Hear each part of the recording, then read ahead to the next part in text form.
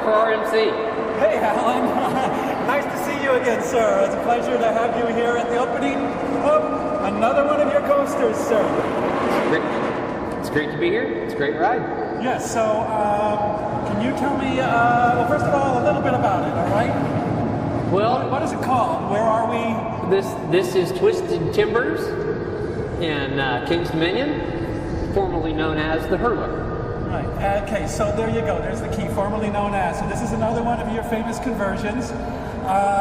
Each one, you've told me before in the past, of course, is a little different in the way you have to approach it. What was different this time compared to some of the others you've done? Well, this is definitely a unique coaster in the fact that pretty much to start with, all the coaster was already low. So normally I take these coasters that are really tall and I cut them down to make them a lot faster and put them closer to the ground. This one already was close to the ground. So it was more, in fact, there's places where we've actually raised the hills and added to the structure to give you more emphasis on the hills that wasn't there before. Okay, so that's unique in it. Is there anything also, because it seems to be a much smaller footprint maybe than you've dealt with in the past. Is that true? Definitely in terms of the type of ride to start with. It's not smaller in terms of length, but in terms of how compact it is. And it's definitely different in the fact that it only turns left. Sorry, right. I was going to say, this is NASCAR country, but this one does not turn left. This one turns right. But it does turn the entire time. Yeah. Okay, so there's a couple of little things here. The other thing is, I've been listening to a lot of people coming off the coaster this morning, and they've been saying, comparing it with Wicked Cyclone and with Storm Chaser. So are those comparisons legit, or is this really, there is something definitely different about this one, right? Well, they're different, but those are coasters of similar height and similar energy. So they're fair to compare, I guess. Right, but what sets this one apart from either one of those, for example? It's really just the more of the focus on airtime and a lot of airtime pops. And maybe more similar to Cyclone, Wicked Cyclone in that way. Storm Chaser is more focused on maybe different types of turns and inversions. And this, right. Like a lot of turning airtime and stuff. And this one has a lot of straight airtime. Well, I also think people are comparing this to Storm Chaser because of the first drop. Yeah, definitely in terms of the barrel roll drop. Right, exactly. And this one is steeper, kind of approaches it differently, so it should feel different. The fact that you've ridden one, it's not going to be the same. So they're both good. Can't really pick one or the other, but this one's definitely different, just the way it drops in.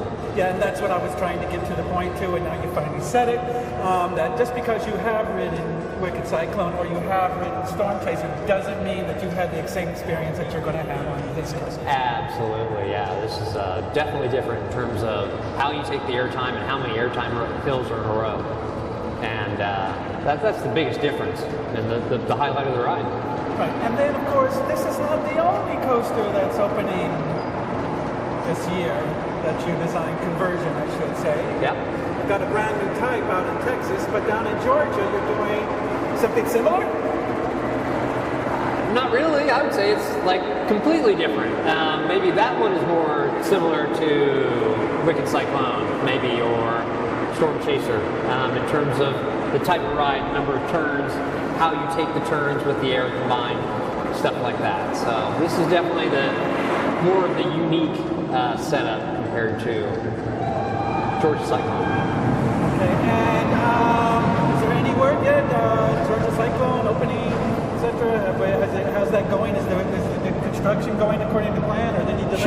Sure. No, they're always just trying to beat Memorial Day by a couple weeks. That's really what they're planning on. Right. So it's a different type of setup of how the season approaches. Here they're trying to open it before the park. There they like to bring the park in, get attendance, and then have an opening to bring in more people. So it's just a different approach than Six Flags does, but we like them both. Right, but from your point, everything is going fine. There is no... Oh yeah, no, it's great. All right, sir. Well, I really enjoyed this ride. It looks like you and Fred, I watched you both ride it. You're both enjoying it too. Was today your first time riding it? Today was first time I've actually been down here, so I didn't get to see any of the process, but Between the drone coverage and the other stuff that's been going on, I got to see everything from the internet, so I didn't really need to show up. And you're right, I assume it went just as you expected it to go? Exactly like I thought it was, yeah. Yeah, because you know all this stuff. It's all in your head. You don't even actually have to come down and write it, but it is, I guess, a pleasure for you to go and actually do it. Absolutely.